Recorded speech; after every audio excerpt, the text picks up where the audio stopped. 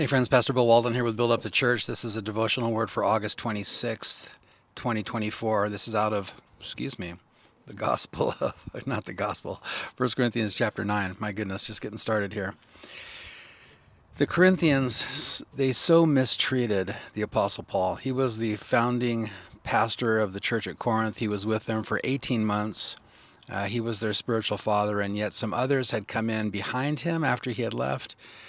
They were seeking to discredit him, to put him down, to suggest that he wasn't really an apostle. And one of the arguments that they used was, well, he's not getting paid from you. You know, he's unwilling to receive financial support. The implication is, by way of reversing that thinking, is that they were happy to receive financial support, these traveling itinerant pastors and so-called apostles. But one of the reasonings to disqualify Paul was that he won't even take a paycheck from you.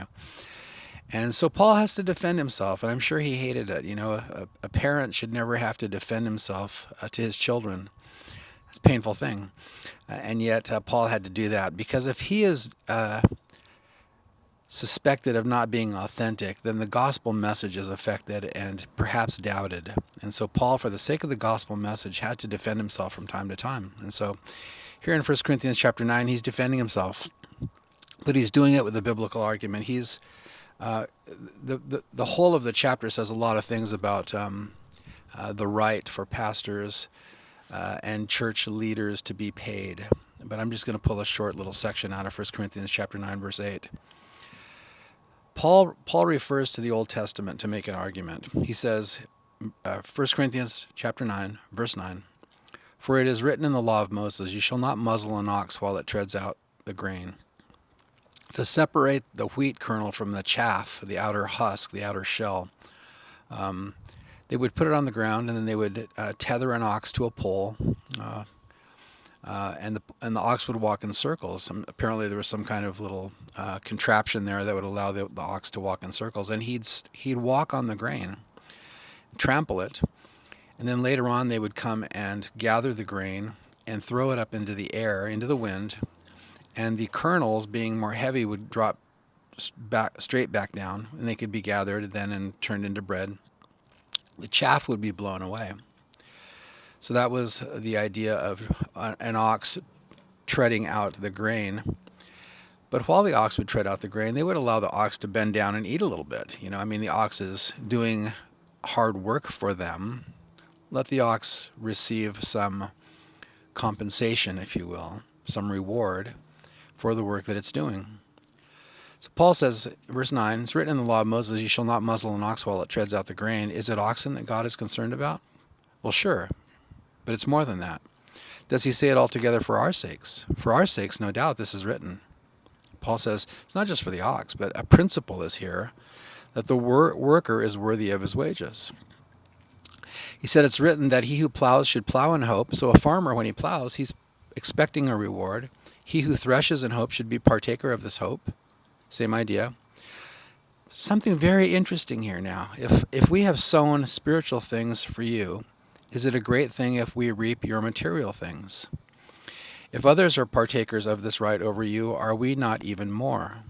Paul says we've been sowing spiritual things among you. We preached the gospel to you. You got saved. We taught you the ways of God. We counseled you. We nurtured you. We helped you move forward in the Christian faith. We sowed spiritual things. Is it a wrong thing for me to expect? And Paul would say, is it a wrong thing for us to expect some material blessings back? No, it's not. It's not a wrong thing at all. It's a right thing. And then he says in verse 12, if others are partakers of this right over you, are we not even more? So others were receiving financial compensation from the Corinthians. But notice what Paul says, second half of verse 12. Nevertheless, we have not used this right. But we endure all things, lest we hinder the gospel of Christ. Paul said, I could have been, and maybe even should have been, receiving financial support from you. But in your case, I determined and understood from God that it wasn't a good idea. And I'm persuaded that Paul was saying, I don't want to be compared to them. So I'll keep my tent making job, I'll support myself, and I won't receive a penny from you, lest I be criticized or lest I be accused of preaching the gospel for financial reasons. So Paul wanted to keep himself above reproach, and Paul wanted to make it so that nobody could accuse him. Even though he had the right, he forsook the right for the sake of the gospel. That's an important principle for every Christian. We have certain rights that sometimes we willingly need to forsake so that the gospel can be furthered and can be spread along more effectively. Paul said in verse 15, I've used none of these things, nor have I written these things that it should be done so to me. It would be better for me to die than anyone should make my boasting void. If I preach the gospel, I have nothing to boast about. For necessity it is laid upon me. Yes, woe is me if I do not preach the gospel. That should be the cry of every pastor. What is my reward then? That when I preach the gospel, I may present the gospel of Christ without charge, that I may not abuse my authority in the gospel. So, should a pastor be paid? Absolutely, if the church is able. I've read statistics that 60 or 70% of pastors in America are bivocational. I've read a statistic that says the average church size is 60 people. Little rural churches where there's a pastor laboring away, seeking to take care of a small group of people, to nurture them, love them, counsel them, pray for them, teach them the Word of God. And they can't rub two nickels together, as the old saying goes. And so he has another job outside. And that's a lot of pastors that do that.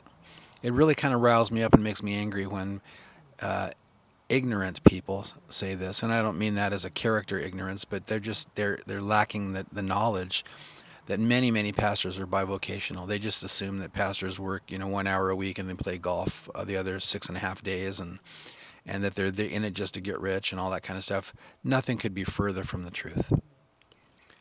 I know a lot of pastors that are bivocational, and they do it for decades, and they're glad to, because woe unto them if they don't preach the gospel.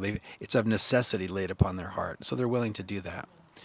But should a pastor be paid? Absolutely, if the church can afford it.